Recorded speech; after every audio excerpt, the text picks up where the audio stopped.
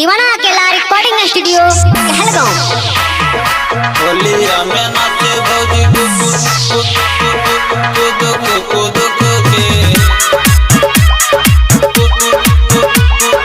होलिया में नाचे भौजी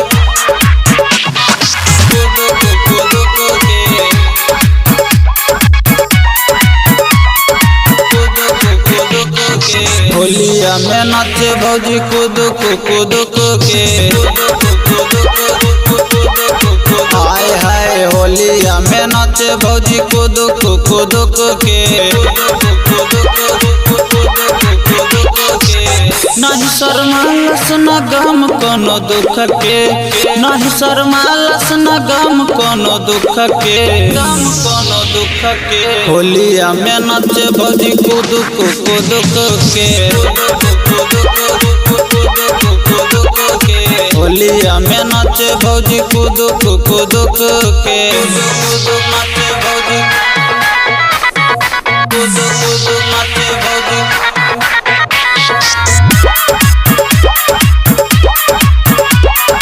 होलिया में नाचे भौजी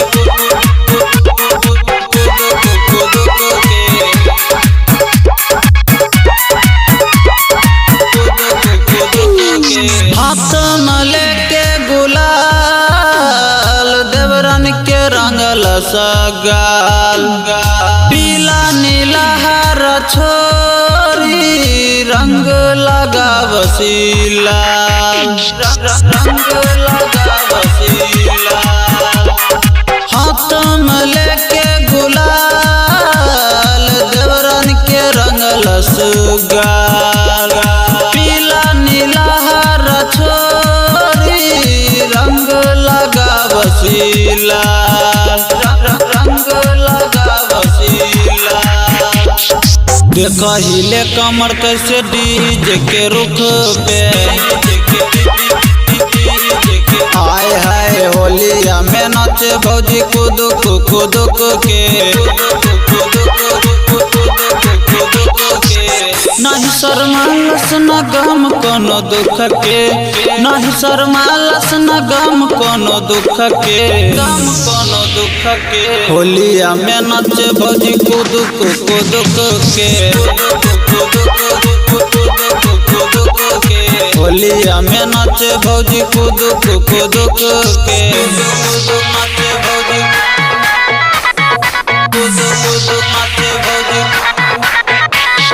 दीवाना अकेला रिकॉर्डिंग स्टूडियो कहलगांव। होलिया में नाचे भौजी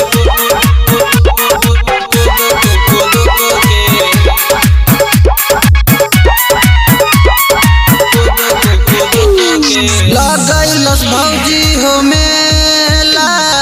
देवरन के बीच झमेला, खूबे हिलसई डोला से देखा बेली अपन खेला, देखा बेली अपन खेला। लगैलस भौजी हो मेला देवरन के बीच झमेला, खूबे हिलसई डोला से देखा बेली अपन खेला, देखा बेली अपन खेला। अर्जुन केला रंग डाला ले झुक के, हाय हाय होलिया में नाचे भौजी कूद के नहीं शर्मालस न गम कोनो दुख के,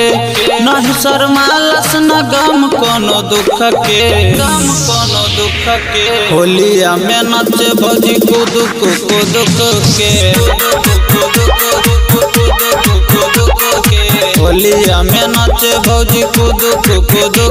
के